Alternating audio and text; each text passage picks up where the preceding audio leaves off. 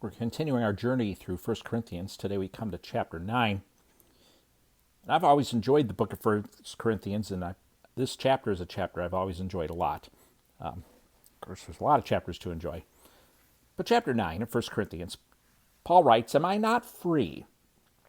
Am I not an apostle? Have I not seen Jesus our Lord? Are you not my work in the Lord?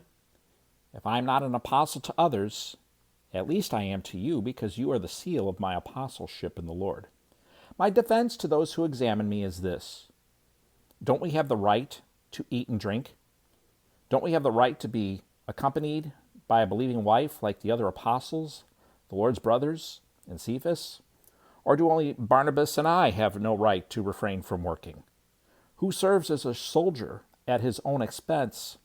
Who plants a vineyard and does not eat its fruit? Or who shepherds a flock and does not drink the milk from the flock?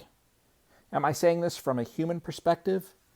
Doesn't the law also say the same thing? For it is written in the law of Moses, do not muzzle an ox while it treads out grain. Is God really concerned about oxen?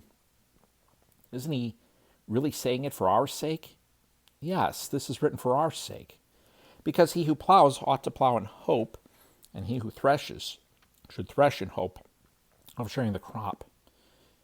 If we have sown spiritual things for you, is it too much if we reap material benefits from you? If others have this right to receive benefits from you, don't we even more? Nevertheless, we have not made use of this right. Instead, we endure everything so that we will not hinder the gospel of Christ.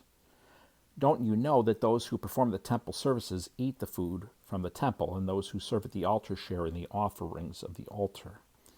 In the same way, the Lord has commanded that those who preach the gospel should earn their living by the gospel.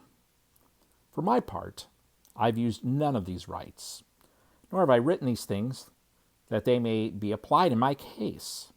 For it would be better for me to die than for anyone to deprive me of my boast. For if I preach the gospel, I have no reason to boast, because I am compelled to preach, and woe to me if I do not preach the gospel. For if I do this willingly, I have a reward, but if unwillingly, I am entrusted with a commission. What then is my reward? To preach the gospel and offer it free of charge, and not make full use of my rights in the gospel. Although I am free from all and not anyone's slave, I have made myself a slave to every one in order to win more people. To the Jews I became like a Jew, to win Jews. To those under the law, like one under the law, that though I myself am not under the law, to win those under the law. To those who are without the law, like one without the law, though I am not without God's law, but under the law of Christ, to win those without the law. To the weak I became weak in order to win the weak. I have become all things to all people, so that I may by every possible means save some. Now I do this because of the gospel, so that I may share in the blessings. Don't you know that the runners in a stadium all race, but only one receives the prize? Run in such a way to win the prize. Now everyone who competes exercises self-control in everything. They do it to receive a perishable crown, but we an imperishable crown. So I do not run like one who runs aimlessly, or box like one beating the air.